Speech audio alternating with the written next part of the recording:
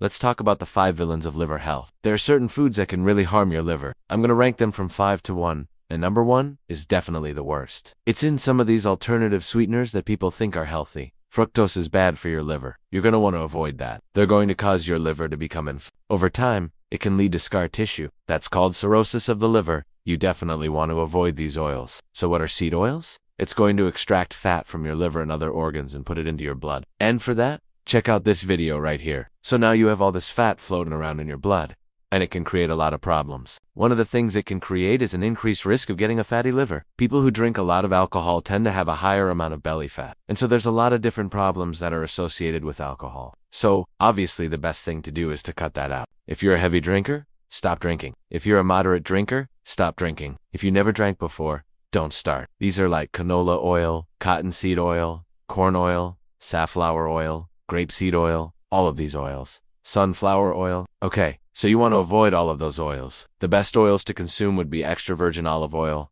avocado oil, and coconut oil. A lot of diabetics, they're consuming a lot of fructose because they're using those sugar alcohols like xylitol and erythritol. They can be in margarine, they can be in processed foods. When you consume trans fats, it creates a deficiency in vitamin E.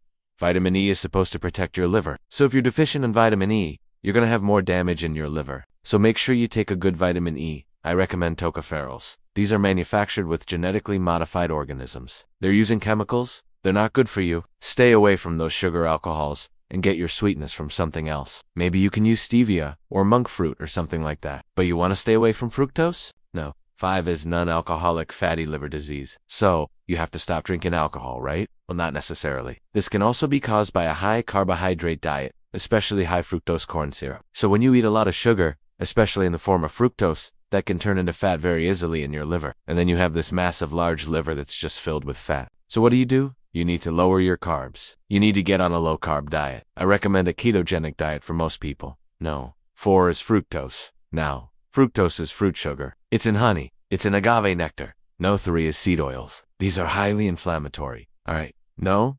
2 is trans fats. Now trans fats can be in products that say partially hydrogenated oils. And then no. 1 is alcohol. Alcohol is the worst thing for your liver. It creates 78 different varieties of liver disease. Alcohol is a solvent. Now, if you have a fatty liver, there's a very specific remedy that you should take.